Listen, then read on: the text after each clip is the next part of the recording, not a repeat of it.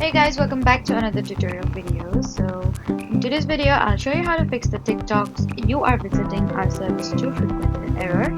So if TikTok keeps showing this message when you're trying to log in or use the app, then just turn it off. This error usually appears when TikTok detects too many requests from your account or device within a short period of time.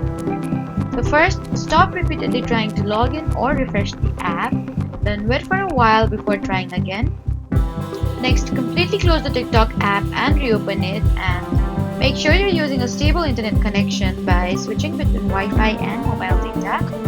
And if you're using a VPN or a proxy service, then temporarily disable it, as TikTok may flag unusual network activity.